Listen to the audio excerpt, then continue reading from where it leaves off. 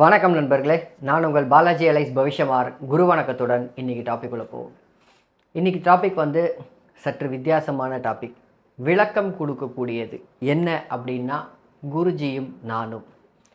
என்னுடைய ஆசானுடைய அமைப்பு, அதாவது வந்து நான் ஆசானுடைய அமைப்பில் என்ன கருத்து வேறுபாடு ஏதாவது இருந்ததா, இல்லை வந்து திடீர்னு வந்து பவிஷ்யமார் பாலாஜி வந்து கொஞ்சம் டீவியேட் ஆகிறாரே அப்படின்றதுக்கு உண்டான ஒரு சில விளக்கங்கள் கண்டிப்பாக என்னை பின்பற்றுபவர்களும் சரி, குருஜி மாணவர்களும் சரி. ஏன்னா குருஜி மாணவர்கள் நிறைய பேருக்கு என்ன தெரியும். அதனால் அவர்களும் சரி இதை பார்த்து புரிஞ்சுக்கிறது ஒரு ஒரு அது நல்லது. ஓகே, சரி. அப்போ பேசிக்காக வந்து டாபிக் உள்ள போகும். சரி, பொதுவாகவே நான் வந்து யாருக்கும் என்னை எக்ஸ்பிளைன் பண்ணணும் அப்படின்ற ஒரு எண்ணம் இருக்கக்கூடாது, இருக்க வேண்டாம், தேவையில்லாத ஒன்று அப்படின்னு நினைப்பேன். ஏன்னா நான் ஃபாலோ பண்ணுறது என்ன அப்படின்னா, when you trust someone, you trust fully. Only one of two things will happen. Either you will get a good friend or you will get a good lesson. அவ்வளோதான் விஷயம். அதாவது ஒருவரை நம்பினால் முழுவதும் நம்புங்கள். ஒன்று உங்களுக்கு ஒரு நல்ல அமைப்பு கிடைக்கும், அப்படி இல்லை அப்படின்னா உங்களுக்கு ஒரு பாடம் கிடைக்கும். இது ஒரு ப்ரோவம். ரெண்டாவது வந்து பார்த்தீங்கன்னா, you don't have to explain anything to anyone. Justify பண்ணவே தேவையில்லை. ஏன் ஜஸ்டிஃபை பண்ண தேவையில்லை ஒரு விஷயத்தை அப்படின்னா, உங்களை நம்புகிறவங்களுக்கு அந்த ஜஸ்டிஃபிகேஷன் தேவையில்லை. உங்களை நம்பாதவர்களுக்கு நீங்கள் எவ்வளவு ஜஸ்டிஃபை பண்ணியும் பிரயோஜனம் கிடையாது. இந்த ரெண்டு விஷயத்தையும் நான் வந்து என்னுடைய வாழ்க்கை பாடமாகவே நான் வந்து ஃபாலோ பண்ணக்கூடிய ஆள். ரொம்ப வருஷமாக ஃபாலோ பண்ணிகிட்ருக்கேன். ஆல்மோஸ்ட் சைல்டுஹுட்லேருந்து நான் ஃபாலோ பண்ணிகிட்ருக்கேன். அதனால் என்னை பற்றி யாருக்கும் எக்ஸ்பிளைன் பண்ணணுன்ற அவசியம் கிடையாது. இந்த எக்ஸ்ப்ளனேஷன் கூட எதுக்கு அப்படின்னா, சில சமயத்தில் நான் பொதுவெளியில் வீடியோ போடுவதனால் அந்த வீடியோக்களுக்கு இருக்கக்கூடிய ஒரு சில கமெண்ட்ஸுகள் வருது பார்த்திங்களா. அந்த கமெண்ட்ஸ் வந்து பார்த்திங்கன்னா கொஞ்சம் சரியில்லாத கமெண்ட்ஸாக இருக்குது. அதாவது எப்படிப்பட்டது, வளர்த்த கடா நெஞ்சில் பாயுது, குரு துரோகம், குடும்பத்துக்கே வந்து சேரும், புரியாதவர்கள். இப்போ ஓப்பனாக சொல்லணும்னா அவங்களுக்கெல்லாம் புரியவே இல்லைன்னு அர்த்தம். அதாவது அவங்களுக்கு குரு பக்தி தன்னுடைய அறிவை விட மேலே இருக்குது. அவள் ஒன்றுமே பண்ண முடியாது. அதாவது வந்து குரு பக்தி அதிகமாகும் பொழுது ஒரு விஷயத்தை அப்படியே நம்ப தான் முடியும், வேற என்ன பண்ண முடியும். அந்த சமயத்தை பிரித்து பார்க்கும் அமைப்புகள் இல்லை. சரி, டாபிக்கு வருவோம். ரொம்ப சிம்பிள். எனக்கும் குருஜிக்கும் ஏதாவது பிரச்சனையா? இல்லை, அதெல்லாம் ஒன்றுமே கிடையாது. இன்ஃபேக்ட் சொல்லப்போனால் இன்னும் அவர்தான் என் ஆசான். சரி, இது எங்கே ஆரம்பிச்சுது? இதை வந்து கண்டிப்பாக வந்து நான் சொல்லி ஆகணும். எங்கே ஆரம்பிச்சுது அப்படின்றத நான் சொல்லி ஆகணும். சரி, இது எங்கே ஆரம்பிச்சுது? நான் ஃபேஸ்புக்கில் வந்து பொதுவாக வந்து சாரம் இல்லை அப்படின்னு போடும்பொழுது, சாரம் இல்லை, நட்சத்திரத்தில் பலன் இல்லை அப்படின்னு போடும்பொழுது, குருஜி போடும்பொழுது சாரம் எப்படி உருவானதுன்றதை நான் வந்து ஃபேஸ்புக்கில் போட்டேன். என்னால் மாற முடியாது அப்படின்றதுனால சாரம் எப்படி உருவானது பார்ட் 1, அதுக்கப்புறம் பார்ட் 2 என்னுடைய யூடியூப் வீடியோவை டவுன்லோட் செய்து ஃபேஸ்புக்கில் போட்டேன். அதன் பிறகு நான் முன்வைத்த ஒரு சில கருத்துக்கள் என்ன அப்படின்னு பார்த்தீங்கன்னா, ரொம்ப சிம்பிளாகவே சொல்கிறேன். சுபத்துவ பாபத்துவ சூட்சமவலு கோட்பாட்டை கடைபிடிக்கும் பொழுது சாரம் தேவையில்லை, நட்சத்திரத்தில் பலன் இல்லை அப்படின்னு சொன்னால் யாருக்குமே எந்த பிரச்சனையுமே இல்லை. யாருமே சண்டைக்கு வரமாட்டாங்க. யாருடைய ஒரு கோட்பாட்டையும் இல்லை யார் கற்றுக்கிட்டதையும் நம்ம வந்து தவறு சொல்ல தேவையில்லை. இது நம்ம ஒரு முறை. சுபத்துவ சூட்சமவலு கோட்பாடுன்றது ஒரு முறை. அந்த முறையை கடைப்பிடிக்கும் போது இதெல்லாம் தேவையில்லைன்னு சொன்னால் பிரச்சனை இல்லை, இவ்வளவு பிரச்சனை உருவாயிருக்காது அப்படின்ற கட்டுரை, அப்படின்ற அமைப்புகளை நான் பதிவிட்டேன். அதனால் நான் பிளாக் செய்யப்பட்டேன்.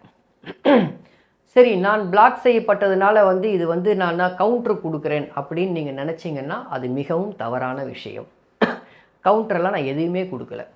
என்னை பொறுத்த மட்டும் குருஜியோடைய ஃபேஸ்புக் இதில் அந்த குரூப்பில் பதிவிட்டு போடக்கூடிய தைரியம் எனக்கு இருந்தது. பிளாக் பண்ணிட்டாங்க. அப்போ அதுவும் பிளாக் பண்ணினதுக்கப்புறமா நான் வந்து இன்னும் நிறைய பேர் வந்து எனக்கு தெரிஞ்சு ஒரு சில பேர் வந்து என்னை பின்பற்றும் ஒரு சிலர்கள் என்னுடைய பதிவுகளை அங்கே ஃபார்வர்ட் பண்ணாலும் பாலாஜி வந்து இங்கே மன்னிப்பு கேட்குறாரா அப்படின்னு எல்லாம் போட்டாங்க. அதெல்லாம் ஒன்றும் கிடையாது. இங்கே மன்னிப்பு கேட்குறதுக்கெல்லாம் ஒன்றுமே கிடையாது. என்னுடைய கோட்பாடுலையும் என்னுடைய அமைப்புலையும் நான் ரொம்ப ரொம்ப தெளிவாக இருக்கேன். எந்த வித இதுவும் கிடையாது. தவறு செய்தால் தானே மன்னிப்பு கேட்க வேண்டும். சரி, அப்போ இது வந்து தவறா அப்படின்னு கேட்டிங்கன்னா இல்லை. என்னுடைய ஆசான் ஆதித்ய குருஜி, அவர் இன்னும் என் ஆசான் தான், எப்பவுமே என் ஆசான் தான். இந்த ஜென்மம் முழுக்க அவர் என் ஆசான் தான். அதில் எந்த மாற்று கருத்தும் கிடையாது. என்னுடைய ஆசான் ஆதித்ய குருஜி அவர் சொல்லக்கூடிய, அடிக்கடி சொல்லக்கூடிய ஒரு கருத்து, நம்ம சொல்கிற பலனில் 80% பொருந்தினாலே நீங்கள் பெரிய ஜோசியர் அப்படின்னு சொல்லுவார். அப்போ மீதம் இருக்கும் 20% எங்கே இருக்குதுன்னு நான் கேட்பேன். அதாவது என்னை பொறுத்த மட்டிலும் ஆல்வேஸ் திங்க் லேட்ரல். இதை நெகட்டிவ்னு நினைக்கக்கூடாது. நல்லதுலேயும் லேட்ரல் திங்க் பண்ணியிருக்கேன், இதுலேயும் லேட்ரல் திங்க் பண்ணுறேன். அப்போ மீதம் உள்ள 20%ல் ஏன் சாரமும் நட்சத்திரமும் இருக்கக்கூடாது? இதெல்லாம் கேள்விகள். நம்ம சொல்லி ஒரு 10 பேருக்கு ஜாதகத்துக்கு பலன் சொல்கிறோம். இந்த 10 பேருக்கு ஜாதகத்துக்கு பலன் சொல்லும்பொழுது 8 ஜாதகங்கள் சரியாக வருது, 2 ஜாதகங்கள் தவறுது அப்படின்னும்பொழுது ஏன் சாரமும் நட்சத்திரமும் அந்த 2 ஜாதகத்தில் இருக்காதா? அதன் அடிப்படையில் சேர்த்து பார்த்தால் நமக்கு தெரியாதா அப்படின்ற அடுத்த கேள்வி. பட் இதை மட்டும்தான் வச்சுக்கிட்டு நான் சொல்கிறேன்னு நினச்சிங்கன்னா அது தவறு. சரி, அப்போ எதை வச்சுக்கிட்டு நான் சொல்கிறேன் அப்படின்னு பார்த்தோன்னா ரொம்ப சிம்பிள். ஃபீல்டுக்கு முதல்ல வரணும். ஒரு ஜோதிடராக ஃபீல்டுக்கு வரும்பொழுது தான் உங்களை ஒவ்வொரு தரப்பினர், ஒவ்வொரு கிளையண்ட் வந்து உங்களை சேருவார்கள். அந்த கிளையண்ட்டு நிறைய சம்பாதிக்கக்கூடிய கிளையண்ட்டாக இருக்கும் பட்சத்தில், உதாரணத்திற்கு நான் ஃப்ரீ லைவ் பண்ணுறேன். ஒரு சில பேருக்கு சில சமயத்தில் வந்து எனக்கு நேரம் நிறைய இருக்கும்போது சில சமயத்தில் ரொம்ப கஷ்டம் அப்படின்னா நான் கொஞ்சம் ஃப்ரீயாக கூட அப்பப்போ பார்க்குறது உண்டு. நேரம் இல்லாதனால தான் இந்த மாதிரி கொஞ்சம் இது வைக்கிறோம். இல்லைனா ஃப்ரீயாக பார்க்குறது உண்டு. ஃப்ரீயாக பார்ப்போம். 50 ரூபாய் வாங்கும் ஜோதிடரிடம் ஒரு தரப்பினர் மக்கள் வருவாங்க. 500 ரூபாய் வாங்கும் தரப்பினர்களும் ஒரு சில கிளைண்ட்ஸ் வருவாங்க. 1000 வாங்குறவங்க கிட்ட வருவாங்க. 1500 வாங்குறவங்க கிட்ட வருவாங்க. ஒரு தரப்பினர் தான் வருவாங்க.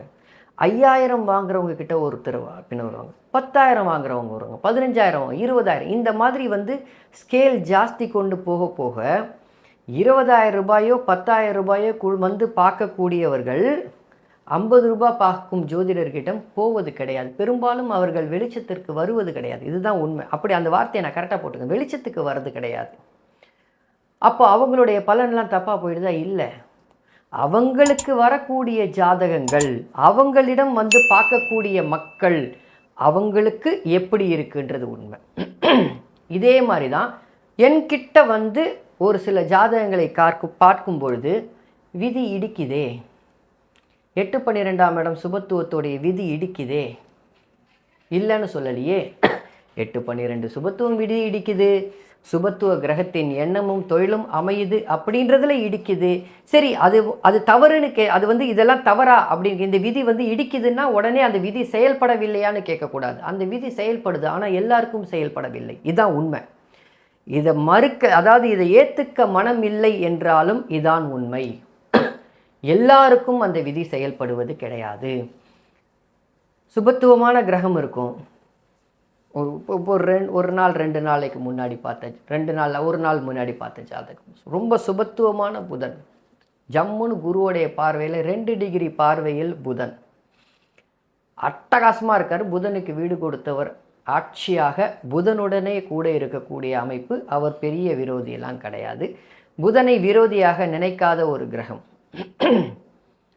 நடக்கிறதும் பார்த்திங்கன்னா யோக தசை, ராஜயோகாதிபதியோடைய சுக்கர தசை. ஆனால் அவர் புதனுடைய தொழிலில் இல்லை, வேலையில் இல்லை. கிட்டத்தட்ட 15 வருஷம் ராஜயோகாதிபதியோடைய தசை நடந்துட்டு இல்லை. நம்ம டைரெக்டாக லக்னம் தவறு அப்படின்னு சொல்லிட்டு ஒரு 1.5 மணி நேரம் திருத்திடலாமா, நேரத்தை திருத்திடலாமான்னா அது இப்படி வராது. ஸோ அப்போது எப்போ நடக்கலை, எப்போ நடக்குது, இதை வந்து நீங்கள் வந்து உங்களுக்குள்ள உங்ககிட்ட வரக்கூடிய ஜாதகங்களை பார்க்கும்பொழுது மட்டுமே தான் ஒரு சில அமைப்புகள் ஃபீல்டுக்குள்ளே வரணும், வந்து பார்க்கணும். ஸோ இந்த மாதிரியான ஒரு சில விதிகள், அதாவது அவர் கற்றுக் கொடுத்த 70% விதிகள் இல்லை 80% விதிகள் பொருந்துகிறது. நான்லாம் இல்லைன்னு சொல்ல மாட்டேன். அதனால தான் இன்னும் குரு. ஆனால் மீதமுள்ள 30% இல்லை 20% எல்லோருக்கும் பொருந்தவில்லை என்பது தான் இங்கே நிதர்சனமான உண்மையாக இருக்குது. அதை தேடி நான் அடுத்த அமைப்புகளுக்குள்ளே போகும்பொழுது நம்மளுடைய எண்ணங்கள் அடுத்தடுத்த குருமார்கள் வராங்க. உதாரணத்துக்கு ஜிகே ஐயாவை நான் ஃபாலோ பண்ணுறேன், சின்னராசு திண்டுக்கல் சின்னராசு ஐயாவையும் ஃபாலோ பண்ணுவேன் நான். அப்போது உடனே திண்டுக்கல் சின்னராசு ஐயா கிட்ட ராகு கேது அவருக்கு பார்வை உண்டுன்னு சொல்லக்கூடியவர் அவர். உடனே நான் பார்வை இருக்குன்னு ஏற்றுக்கிறேன்னா இல்லையே, எனக்கு ராகு கேதுக்கு பார்வை இல்லைன்னு சொல்லக்கூடிய ஆள் நான். உடனே நான் ஜிகே ஐயாவை ஃபாலோ பண்ணுறதுனால அவர் கர்மாவை பற்றி நிறைய பேசுவார். உடனே கர்மாவை பற்றி பேசுகிறதுனால அந்த கர்மா அமைப்புகளை நான் அப்படியே ஏற்றுக்கிறேன்னா இல்லையே, நான் ஏற்றுக்கிறதில்லை. அன்னப்பட்சி மாதிரி யாரார்கிட்ட என்னென்ன இருக்கோ, நல்ல விஷயங்கள் இருக்கோ, அந்த நல்ல விஷயங்களை எடுத்துக்கொண்டு உங்களுக்கு என்று ஒரு முறையை தயாரித்து அதில் பலன் சொல்லி அது வாடிக்கையாளர்களுக்கு பொருந்தி வந்தால் போதும், நீங்கள் ஒரு ஜோதிடர். ஸோ முதல் பாயிண்ட்டு உங்ககிட்ட வர ஜாதகத்தை வச்சு தான் பார்க்கணும். என்கிட்ட வர ஜாதகங்கள் எல்லாமே வெளிநாட்டில் இருப்பாங்க. 8-12 சுபத்துவம் இல்லை. வெளிநாட்டுக்கு போகணுன்னு ஆசை வெறி கொண்டு இருப்பாங்க. 8-12 சுபத்துவம் இல்லை. போவீங்க சார், கஷ்டப்படுவீங்கன்னு சொல்கிறேன். போய் கஷ்டப்பட்டு 3 மாதத்துக்கு ஒரு தடவை திருப்பி ஜாதகத்தை பார்ப்பாங்க. உண்டு, நடக்குதே. ஒரு நாள் அங்கேயே இருந்துடுறாங்களா அப்படின்னா அப்படிலாம் இல்லை. வரக்கூடிய சூழ்நிலை வருவார்கள், திருப்பி போவார்கள்னு நிறைய அமைப்புகள் இருக்குது. ஸோ இந்த மாதிரி ஒவ்வொரு விதிகளும் நமக்கு, அதாவது இங்கே நடக்கக்கூடிய ஒரு சில விஷயங்கள் என்ன அப்படின்னா, நம்ம ஒரு விதி ஸ்டீரியோ டைப்பில் ஒரு சில விதியை கற்று வச்சுக்கிட்டோம். அந்த விதி இந்த ஜாதகத்தில் பொருந்தி வர இல்லை என்றால் இல்லை, இது கிடையாது, இது லக்னம் தப்பு, இல்லை இந்த மாதிரி நடக்கலை அப்படின்னு சொல்லக்கூடிய அமைப்புகளில் தான் இப்போ இருக்கும். Astrology is going through a transition phase அப்படின்னு தான் நான் சொல்லுவேன். It's going through a transition phase. இந்த டிரான்சிஷன் ஃபேஸில் கண்டிப்பாக பிரச்சனைகள், ஒரு தரப்பு இருக்குன்னுவாங்க, ஒரு தரப்பு இல்லைன்னுவாங்க. அதனால என்னுடைய குருவை நான் எதிர்க்கிறேன் அப்படின்னு நீங்கள் நினச்சிங்கன்னா அதுக்கு நான் பொறுப்பே கிடையாது. உண்மையை சொல்கிறேன், அதுக்கு நான் பொறுப்பே கிடையாது. கொஞ்ச நாளைக்கு முன்னாடி கூட ஃபோன் பண்ணியிருந்தேன் நான், ஒரு சில மாதங்களுக்கு முன்னாடி. என்னை பிளாக் பண்ணினதுக்கு அப்புறமா நேரடியாக குருஜி கிட்டே பேசும்பொழுது அவர்கிட்ட நான் நேரடியாக பேசுவேன். நல்லா இருப்பீங்க பாலாஜி, என்னோட பெரிய ஜோசியராக வருவீங்கன்னாரு. அப்படி அவர் வாழ்த்தக்கூடிய அவசியம் என்ன? அவர் எனக்கு நல்ல குரு, நான் அவருக்கு நல்ல மாணவர். இடையில் யாரோ பிளாக் பண்ணி விட்டார்கள், யாருன்னு கூட எனக்கு தெரியாது. மேபி உங்களுக்கு தெரிஞ்சிருக்கலாம். ஒரு சில பேர் கூட சொன்னாங்க குருஜிக்கு தெரியாமல் பிளாக் பண்ணியிருப்பாங்களான்னு. எனக்கு தெரியாது. எத்தனையோ விஷயத்தில் சொல்லுவாங்க தெரியுமா. அதாவது என்னை பொறுத்த மட்டும் அவர் குரு தான், அவரை பொறுத்த மட்டும் நான் சிஷ்யனா இல்லையான்றது அவர் தான் நிர்ணயம் பண்ணணும். என்னை பொறுத்த மட்டும் அவர் தான் குரு அப்படின்ற ஒரு எண்ணத்துக்குள்ளே வாங்க. பட் அவரை ஃபாலோ செய்கிறேன் என்றால் பிளைண்டாக அப்படியே போய் அதை அப்படியே நான் சொல்லணும் அப்படின்ற அவசியம் இல்லை. நான் மறுபடியும் சொல்லிட்டேன், அவருடைய கால் தடங்களில் நடக்கும் ஆசை எனக்கு இல்லை. அவர் கூட நடக்கணுன்ற ஆசை இருக்குது. கூட நடக்கணும்னா எனக்குன்னு ஒரு பாதையை நான் தேர்ந்தெடுக்க வேண்டும். அந்த பாதையில் நான் பயணிக்கும் பொழுதுதான் என்னை மதிப்பார்கள். இதுதான் உண்மை. வாட் இஸ் யோர் யூனிக்னஸ் அப்படின்னு ஒன்று இருக்குல்ல, உங்களுடைய யூனிக்னஸ் என்ன இருக்குது? நீங்கள் பலன் சொல்லும் விதத்தில் என்ன விஷயங்கள் இருக்குது? எத்தனையோ கருத்து வேறுபாடு தாராளமாக வரலாம், அதில் எனக்கு எந்த மாற்று கருத்தும் கிடையாது. இது இப்படி இல்லை, அது அப்படி இல்லை, நீங்கள் வழி தவறி போகிறீங்க, நீங்கள் பாதை மாறி போகிறீங்க, அதை பற்றி எனக்கு கவலையே கிடையாது. அஸ்ட்ராலஜி அப்படி தான். அதாவது ஜோதிடத்தை கற்றுக்கொள்ள 300 வருடங்கள் ஆகும் அப்படின்னு மூல அமைப்புகள் இருக்குது. இது குருஜி நிறைய இடத்துல சொல்லியிருக்காரு. குருஜிக்கு 40 வருஷம் எக்ஸ்பீரியன்ஸ். ஜோசியத்தை கற்றுக்கிட்டாரா? ஃபுல்லாக இல்லை. கற்றுக்கிட்டேன்னு சொன்னாருன்னா நான் நம்ப மாட்டேன். இதுதான் உண்மை. நான் உடனே கற்றுக்கிட்டேன்னா இல்லை, எனக்கு தெரியாத நான் இன்னும் எக்ஸ்ப்ளோர் பண்ணிகிட்ருக்கேன். அப்போ இப்படி சாரம் இல்லைன்னு சொல்லும்பொழுது ஏன் இல்லை, எதனால் இல்லை அப்படின்ற அடுத்த அடிப்படைக்குள்ளே வரும். ஸோ இதெல்லாம் நம்ம பார்க்கணும், பொருத்தி பார்க்கணும். நமக்கு எக்ஸ்பீரியன்ஸ் கூடுதா அப்படின்றது முக்கியம் இல்லை. அதாவது சில சமயத்தில் ஒரு வேடிக்கையான வாதம் கூட வந்தது. எப்படி அப்படின்னா, நான் 2000 ஜாதகம் ஒரே வருஷத்தில் பார்த்துட்டேன், ஜாதகங்களை பார்க்கணுமே தவிர எக்ஸ்பீரியன்ஸ் எவ்வளவுன்னு பார்க்கணுன்ற அவசியம் இல்லை அப்படின்னு ஒரு வாதம் வந்தது. அந்த வாதத்துக்கும் ஒரு விளக்கம் கொடுக்குறேன். இது வந்து நிறைய பேருக்கு புரியும்னு நினைக்கிறேன், ஜோதிட ஆர்வலர்களுக்கு. அதாவது எப்படின்னா, எவ்வளவு ஜாதகத்தை பார்க்கிறோம் என்பது தான் முக்கியமே தவிர எத்தனை வருடம் எக்ஸ்பீரியன்ஸ் இருக்கணுன்றது முக்கியம் இல்லை அப்படின்னாங்க. இல்லை, அவங்க தப்பாக புரிஞ்சிட்ருக்காங்க. ஒரு தசாபுக்தின்னு ஒன்று இருக்குது. ஒரு தசையில், ஒரு புக்தியில் உங்களுக்கு சில சமயத்தில் எல்லாம் பழம் நழுவி பாலில் விழும். அடுத்த புக்தி மாறும்பொழுது அதே பாலில் விழுந்த பழம் விஷமாக தெரியும். ஒரு தசாபுக்தி நடக்குது. ஒரு வருடம் 2 வருடத்தில் உங்களுக்கு நீங்கள் 2000 ஜாதகம் பார்க்குறீங்க, 3000 ஜாதகம், வேணாம் 10,000 ஜாதகமே பார்க்குறீங்க. ஒரு வருஷத்தில் உங்களுக்கு உங்களுடைய அந்த 10,000 ஜாதகமும் பார்க்குற ஜாதகங்கள் எல்லாம் நீங்கள் பலன் சொல்லும்பொழுது ஆமாம் ஆமாம் என்று சொல்லும் ஜாதகமாக வந்து அமையும்.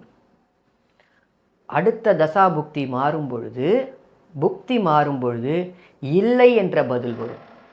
சில ஜாதகங்களில் இந்த விதிகள்லாம் பொருந்தவில்லையே அப்படின்ற அடுத்த அமைப்பில் வரும். அது எதனால் நடக்குது? உங்களுக்கு நேரம் சரியில்லை.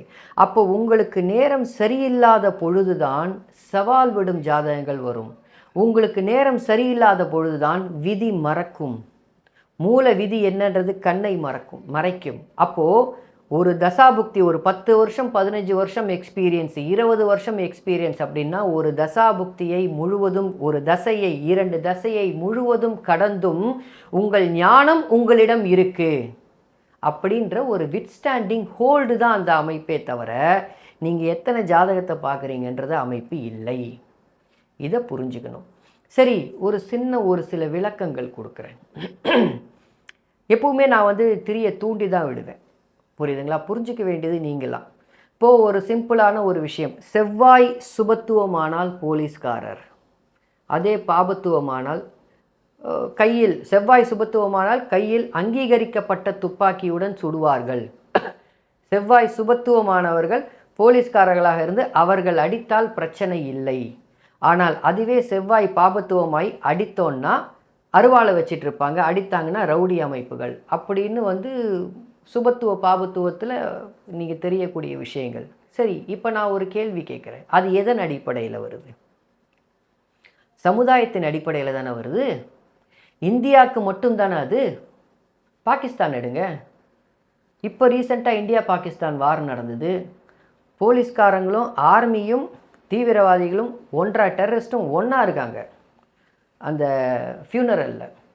அப்போ சுபத்துவ செவ்வாயும் பாபத்துவ செவ்வாயும் ஒன்றாக நின்று கொண்டு இருக்கிறதான்ற கேள்வியை உங்களுக்கு முன்னாடி நான் வைப்பேன். அப்போது அந்த அமைப்பு எதன் அடிப்படையில் வருதுன்னா, ஒரு கான்ஸ்டிடியூஷனுக்குள்ளே இருக்கும், ஒரு இடத்துக்குள்ளே இருக்கும். அப்போ ஜோதிடம் என்பது ஒரு இடத்துக்குள் நீங்கள் ஒழிச்சு வைக்க முடியுமா அப்படின்னு கேட்டிங்கன்னா, காலம், தேசம், ஸ்ருதி, வர்த்தமானம், தேசத்தை பொறுத்து, இடத்தை பொறுத்து, வர்த்தமானத்தை பொறுத்து அப்படின்னு வரும்போது விதி மாறும்ன்றதை நீங்கள் புரிஞ்சுக்கணும். விதி மாறும். இன்னொரு அடிப்படை சொல்கிறேன். வெளிநாட்டுக்கு இப்போ நான் போயிட்டு வந்தேன். வெளிநாட்டில் நிறைய வந்து இந்த அமைப்புகள்லாம் பார்த்தேன். ஒரு ரோட்டுக்குள்ளே போனீங்கன்னா கிட்டத்தட்ட நிறைய பெண்கள் இருப்பாங்க. அவங்களுக்கு தொழிலே வந்து ஒரு விதமான தொழில் தான். அவங்களுக்கெல்லாம் சுக்கிரன் சுபத்துவமாக இருக்கும். அது அங்கே லீகல்னால் இங்கே இல்லீகல். அங்கே அது ஒரு தொழில்னால் இங்கே அது நீச்ச தொழிலாக மாறுகிறது. ஒரு இடத்துக்கேற்ப சுபத்துவமும் பாபத்துவமும் தன்னை தானே மாற்றிக்கொள்ளும்னு சொல்ல வரேன். அப்போது அந்த விதி எப்படி ஒரு நிலைப்படும் அப்படின்றத நீங்கள் புரிஞ்சுக்கணும். உதாரணத்துக்கு இன்னும் அடுத்த அமைப்புகளுக்குள்ளே சொல்லணுன்னா, இன்றைய காலகட்டத்தில் இப்போ விட்டுருங்க, இன்னும் ஒரு 2-3 வருஷம் இல்லை 4 வருஷம் கழித்து புதனுடைய கம்ப்யூட்டர் இல்லாமல் எதுவுமே செய்ய முடியாத அமைப்புகளுக்கு வந்துடும். உதாரணத்திற்கு சொல்கிறேன், மருத்துவம். பில்கேட்ஸ் இப்போ ரீசெண்டாக பில்கேட்ஸு கொடுத்தக்கு வந்து ஒரு இது என்னென்னா, ஃப்யூச்சரில் doctors will be replaced by robots அப்படின்னு கொடுத்தார். ஃப்யூச்சரில் டாக்டர்ஸை ரோபாட்ஸ் வந்து ரீப்ளேஸ் பண்ணிடும் அப்படின்னாங்க. அப்போ செவ்வாய் எங்கே போச்சு? அங்கே தானே புதன் வந்து நிற்கிது. அப்போது எந்த தொழிலில் இருக்கிறீர்கள் அப்படின்றது காலம், தேசம், ஸ்ருதி, வர்த்தமானம்னு எல்லா அமைப்புகளையும் வைத்து பார்க்கக்கூடிய ஒரு அமைப்பு. இது ரொம்ப அழகாக குருஜி சொல்லியிருப்பார். அந்த காலத்தில் பிளாஸ்டிக் தேவைப்படாது, இந்த காலத்தில் பிளாஸ்டிக் தேவைப்படுது, சனியோடைய காரகத்துவம் வருதுன்னு இதே தான் சொல்கிறேன். இன்னும் கொஞ்சம் காலம் போயிட்டா ஆர்டிஃபிஷியல் இன்டெலிஜென்ஸு ரோபாட்ஸ்னு வந்து வரப்போகுது. உதாரணத்துக்கு இன்னொரு உதாரணம் சொல்கிறேன். இப்போ ரீசெண்டாக நான் வெளிநாட்டு போயிட்டு இருந்ததில் நிறைய ஹோட்டல் போனேன். அந்த ஹோட்டலில் சர்வ் பண்ணுறதே ரோபாட் தான் சர்வ் பண்ணிச்சு. சர்வரே கிடையாது. அதில் ஒரு தனிப்பட்ட ஹோட்டலோடைய கிச்சனில் போனீங்கன்னா ரோபாட் தான் ஃபுட்டே குக் பண்ணுது. அங்கே செவ்வாய் இல்லை. குறைந்த பாபத்துவம், குறைந்த சுபத்துவமான அங்கே செவ்வாய் இல்லை. அந்த இடத்துல ரோபாட் தான் பண்ணிகிட்ருக்கு. அப்போது இதை எப்படி பார்ப்பீங்க? ஏன்னா எனக்கு வந்து ஒரு ஜோசியக்காரன், நான் போனேன்னா பார்க்குறதெல்லாம் எனக்கு இது ஏன் இப்படி நடக்குது, ஜோசியத்தில் இது ஏன் இப்படி வருதுன்றது தான். இதுதான் என்னுடைய குணம், இதுதான் என்னுடைய அமைப்பு. எனக்கு குரு ஒன்று சொல்லி கொடுத்துருக்காரு. உடனே அந்த குரு சொல்லி கொடுத்ததில் உண்மையை கரெக்டாக இருந்தால் ஏற்றுப்பேன். கரெக்டாக அது ஏன் இங்கே இடிக்குதுன்ற எண்ணம் எனக்குள்ளே வரும்பொழுது கண்டிப்பாக கேள்வி கேட்பேன். அதை வந்து தப்புன்னு சொன்னீங்கன்னா உங்களுக்கு என்னை புரிந்து கொள்ளவில்லைன்னு அர்த்தம். அதனால தான் என்னை புரிந்து கொள்ளும் என்னை நம்புகிற மக்களுக்கோ இல்லை என்னிடம் வந்து என்னை பிடிக்கக்கூடிய மக்களுக்கோ என்கிட்டேருந்து ஜஸ்டிஃபிகேஷன் எதிர்பார்க்கவே மாட்டாங்க. ஏன்னா நான் கொடுக்கணுன்ற அவசியமே கிடையாது. என்னை பிடிக்காத மக்களுக்கு நான் எவ்வளவு ஜஸ்டிஃபிகேஷன் கொடுத்தாலும் ஏற்றுக்கொள்ள போகிறது கிடையாது. இப்போ என்னை பிடிக்காதவர்கள், என்னை ஏற்றுக்கொள்ளாதவர்கள் கமெண்ட் போடுவீங்க. இவ்வளோதான் வித்தியாசம். நீங்கள் சொல்கிறது இப்படி இல்லை அப்படி இல்லைன்னு கமெண்ட் போடுவீங்க. இதில் ஒரு 4-5 ஐடி இருக்குது. கமெண்ட் போடுறதுக்குன்னே இது. அதாவது என்னென்னா, அவங்கள் வந்து தன்னை முன்னிறுத்தி காமித்து கொள்ளணும் அப்படின்னு கமெண்ட் போடுறாங்க. அவ்வளோதான், வேறு எதுவும் கிடையாது. தாராளமாக நான் எந்த கமெண்ட்டையும் டெலிட் பண்ண மாட்டேன். எனக்கு இருக்கக்கூடிய ஒரு நல்ல குணம், நான் மூஞ்சிக்கு நேரம் பேசுகிற ஆள், முதுகுக்கு பின்னாடி எனக்கு பேசவே தெரியாது. சரி, அடுத்த அமைப்புகளுக்குள்ளே வருவோம். நான் மறுபடியும் சொல்கிறேன், எல்லா சமயத்திலையுமே வந்து ஒரு சில விதிகளை மட்டுமே வைத்து ஒரு ஜோதிடத்தை அணுக வேண்டாம் அப்படின்னுவோம். தயவு செய்து இது ஒரு பப்ளிக்காக கோரிக்கையாக கூட வைக்கிறேன். எல்லாருமே யாரெல்லாம் ஜோதிடத்தை கற்றுக்கொள்ளணும்னு நினைக்கிறீங்களோ, நான் நிறைய பேர்கிட்ட வாங்காத குறையாக அவங்களுடைய date of birth, time of பர்த்தெல்லாம் கேட்டிருக்கேன். உதாரணத்திற்கு சிக்னலில் வந்து டோல்கேட் சிக்னலில் ஒரு சில டிரான்ஸ்ஜெண்டர்ஸ் இருப்பாங்க, அவங்கக்கிட்ட கேட்டிருக்கேன்மா date of birth, time of birth இருந்தால் கொடுங்கம்மா அப்படின்னு சொல்லி கேட்டிருக்கேன். நான் ஒரு ஜோசியக்காரன், என் மைண்டு வந்து ஒரு ஜோசிய மைண்டு, கொடுங்கம்மான்னு கேட்டிருக்கேன். அதில் வந்து ஒரு சில பேர், நிறைய பேர் கொடுத்துருக்காங்க. ஒரு சில பேர் என்னை வந்து நீ போறியா கல்லை விட்டு அடிக்கட்டுமான்லாம் கேட்டிருக்காங்க. அதே மாதிரி பிளாட்ஃபார்மில் வாழும் ஒரு சில பேர்கிட்டலாம் நான் ஜாதகத்தை, உங்களுடைய date of birth, time of பர்த்தை கேட்டிருக்கேன். வறுமையின் உச்சியில் பிச்சை எடுக்கும் ஒரு சில பேர்கிட்ட date of birth, time of birth கேட்டிருக்கேன். ஒரு ஜாதகம் கூட நான் விளக்கியிருக்கேன், போட்டிருக்கேன். அந்த ஜாதகம் தப்பு, இவங்க வந்து இப்படி இல்லை, இவர் வந்து இந்த லக்னமே கிடையாது, அந்த லக்னம் இந்த லக்னம்னு நிறைய பேர் கமெண்டெல்லாம் அடித்தாங்க. அப்போ நான் ஒரு வார்த்தை சொன்னேன், கிட்டத்தட்ட 1 வருஷமோ 1.5 வருஷம் முன்னாடியோ போட்டேன்னு நினைக்கிறேன். 1 வருஷம் முன்னாடி கேது தசை நடக்கும் அவருக்கு. இந்த புக்தியில் இவர் இப்படி இருக்கக்கூடாதுன்றதுக்காக நான் அவருக்கு நிதி உதவி செய்தேன்னு சொல்லியிருப்பேன். நீங்கள் தொழில் செய்யுங்க போங்க அப்படின்னு ஒரு பணம் கொடுத்து நான் கொடுத்த அமைப்பு. அந்த வீடியோ கூட இருக்கும், வறுமையில் உச்சியில் இருக்கும் ஜாதகம் அப்படின்னு ஒரு வீடியோ போட்டிருப்பேன். அந்த வீடியோவில் பார்த்தீங்கன்னா ரொம்ப தெளிவாக சொல்லியிருப்பேன், இவருக்கு அடுத்தது தொழில் அமையணும் அப்படின்ற அடிப்படை. ஏன்னா மகர லக்னம் எனக்கு ஞாபகம் இருக்குது. மகர லக்னம் 10ஆம் இடத்துல கேது உட்காந்துட்ருக்கோம். நான் சொல்லியே கொடுத்துருப்பேன். சமீபத்தில் ஒரு மாதத்துக்கு முன்னாடி போன பொழுது நான் அங்கே இருந்த மற்ற அவங்கக்கிட்ட இந்த மாதிரி இந்த பர்சன் இருந்தார் எங்கே அப்படின்னு. இல்லை, அவர் சொந்த ஊருக்கு போயிட்டார், ஏதோ தொழில் பண்ண போகிறேன்னு சொல்லிட்டு போயிட்டார் அப்படின்னாங்க. எனக்கு ரொம்ப சந்தோஷமாக இருந்தது. நான் எதை நம்பி நான் பணம் கொடுத்தேனோ அதை நம்பி அவர் கிளம்பி போயிட்டார். அவர் திருப்பி அந்த இடத்துல பிச்சை எடுக்கலை அப்படின்றது எனக்கு ரொம்ப மன திருப்தியோடு இருந்தது. ஜோதிடத்தை புரிந்து கொண்டால் அந்த மன திருப்தி வரும். லக்னம் தப்புன்னு உக்காந்துட்டுறீங்கன்னா அந்த மன திருப்தி வராது. உங்களுக்கு மட்டுமே திருப்தி இருக்குமே தவிர அந்த மனம் திருப்தி அடையாது. ஆனால் உங்கள் மனசாட்சி உங்களுக்கு தெரியும். சரி, ஸோ பிளாட்ஃபார்மில் இருக்கக்கூடிய ஜாதகங்கள், இந்த ஜாதகங்கள்லாம் எடுத்து பாருங்கள். எத்தனை பேருக்கு லக்னம் லக்னாதிபதி கெட்டு போயிருக்குன்னு பாருங்கள். இன்னும் சொல்லப்போனால் ரொம்ப ஓப்பனாக சொல்கிறேன், ஒரு மிடில் கிளாஸில் இருக்கக்கூடிய ஜாதகத்தை விட பிளாட்ஃபார்மில் இருக்கும் ஜாதகம் வலுவான ஜாதகம். இதுதான் உண்மை. ஒரு மிடில் கிளாஸ் சொசைட்டிக்கு பயப்படுவாங்க, ஐயோ மானம் போயிடுமேன்னு பயப்படுவாங்க. ஆனால் அவங்களுக்கு அந்த பயம் கிடையாது. அந்த பயத்தை தராமல் இருப்பது ஏன்? அவருடைய லக்னம் அல்லது லக்னாதிபதி. இதுதான் ஒரு சின்ன திரியை தூண்டி விடக்கூடிய ஒரு சில அமைப்புகள். போய் பாருங்கள். இந்த பிளாட்ஃபார்மில் இருப்பவர்களுக்கு, நம்ம மிடில் கிளாஸில் இருக்கிறவங்க ஒரு குழந்தை போதும்னு நிறுத்துவாங்க. பிளாட்ஃபார்மில் இருக்கிறவங்களுக்கு ஒரு 2-3 குழந்தை பிறக்கும், பெற்றுப்பாங்க. ஏன்? அப்போ அவங்களுடைய சுக்கிரன் நல்லா இல்லையா? அவங்களுடைய 7ஆம் இடம் நல்லா இல்லையா? 12ஆம் இடம் நல்லா இல்லையா? அவங்களுக்கு காமம் கிடைப்பது இல்லையா? அவங்களுக்கு குரு நல்லா இருக்க மாட்டாங்களா? புத்திரக்காரகனில் குரு கொடுப்பார்ல, நல்லா இல்லையா? நீங்கள் ஜாதகத்தை வாங்கி உங்களின் ஆராய்ச்சிக்கு உட்படுத்தி நீங்கள் பார்க்கும் பொழுது தான் நான் சொல்வது கரெக்டாக தப்பான்றது உங்களுக்கு தெரியும். I always encourage my followers to go and do your own R&D. நான் அப்படி தான் சொல்லுவேன். என்னை நம்பாதையா நீ போய் பாருன்னுவேன். என்னை நம்பி நான் சொல்கிறது தான் கரெக்டுன்னு சொன்னேன்னா அது இதே தப்பை மற்றவங்க செய்கிற தப்பை நான் செய்யக்கூடாதுன்றதுல ரொம்ப ரொம்ப தீர்க்கமாக உட்காந்துட்ருக்கேன். ஸோ என்னை பொறுத்தவரை நான் இப்படி தான். எனக்கும் குருஜிக்கும் எந்தவித கருத்து வேறுபாடும் கிடையாது. அவர்தான் என்னுடைய குரு அப்படின்றதுல எந்தவித எனக்கு ஒரு சந்தேகமும் கிடையாது. இப்போ பார்த்தா கூட நான் காலில் விடுவேன். எனக்கு என் மனசில் எந்த ஒரு விகல்பமும் இருக்காது. இப்போ பார்த்தா கூட நான் காலில் விடுவேன். மணி அடிக்குது, கண்டிப்பாக விடுவேன். ஸோ இதை என்னோட கமெண்ட் போடுறீங்க பார்த்தீங்களா, நீங்கள் வளர்த்த கடா நெஞ்சில் பாயுது, அப்புறம் மாரில் பாயுது, அதுக்கப்புறம் குரு உங்களுடைய குடும்பத்துக்கே குரு துரோகம் இதெல்லாம் யாரும் குரு துரோகம்லாம் பண்ணலை. குரு பக்தியையும் தயவு செஞ்சு சொல்கிறேன், குரு பக்தி நல்லது தான், புரிஞ்சுக்கங்க, தப்பு இல்லை. ஆனால் அதே சமயத்தில் குரு பக்தி உங்களுடைய அறிவை மழுங்கடிக்கக்கூடாது. நான் ஏற்கனவே சொல்லிட்டேன், புதன் சுபத்துவத்தினால ஜோசியம் வராதுன்றதை. நான் அதை நிரூபிச்சிருக்கேன். என்னுடைய ஃபேஸ்புக்கில் நிரூபித்தேன். அன்ஃபார்ச்சுனேட்லி என்னை பிளாக் பண்ணிட்டாங்க. மேபி அந்த போஸ்டெல்லாம் டெலீட் ஆகிருக்குன்னு நினைக்கிறேன். பட் நான் நிரூபித்தேன் ஒரு புதன் சுபத்துவம் எதனால் ஜோதிடம் வருகிறது அப்படின்னு.